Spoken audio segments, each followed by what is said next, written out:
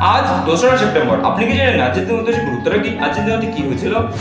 আজকের দিনে 1945 খ্রিস্টাব্দে ভিয়েতনাম দেশটি ফ্রান্সের কাছ থেকে স্বাধীনতা লাভ করে।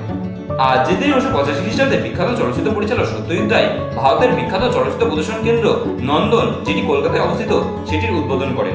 আজকের দিনে 1838 খ্রিস্টাব্দে ভক্তিবিনোদ ঠাকুর জন্মগ্রহণ করেন। তিনি ছিলেন একজন বৈষ্ণব ধর্মের সাধক, ধর্মগুরু ও দার্শনিক। আজকের দিনে 1920 খ্রিস্টাব্দে বীরেন্দ্র চট্টোপাধ্যায় জন্মগ্রহণ করেন। তিনি ছিলেন বাংলা সাহিত্যের একজন বিখ্যাত বাঙালি খ্যাতনামা কবি। আজকের দিনে 1988 খ্রিস্টাব্দে বিখ্যাত ভারতীয় ক্রিকেটার ঈশান্ত শর্মা জন্মগ্রহণ করেন।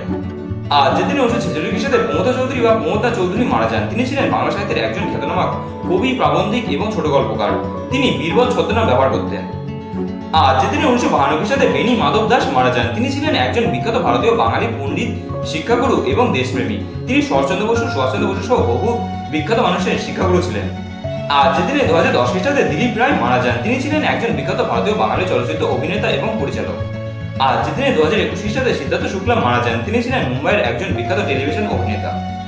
এছাড়া আজকের দিনটি বিশ্ব নারকেল দিবস হিসেবে পালন করা হয়। ভিডিওটা কেমন লাগলো সেটা কমেন্ট বক্সে কমেন্ট করে জানান। ভিডিও যদি ভালো লেগে থাকে তাহলে একটা লাইক করে দেবেন। ভিডিও থেকে যদি আপনি নতুন কোনো তথ্য জানতে পারেন তাহলে আপনি আপনার প্রিয়জনের শেয়ার করে তাদের জন্য সুযোগ করে দেবেন। এইরকম প্রয়োজনীয় গুরুত্ব সম্পর্কে জানতে চ্যানেলটি সাবস্ক্রাইব করে জানার পাশে থাকুন।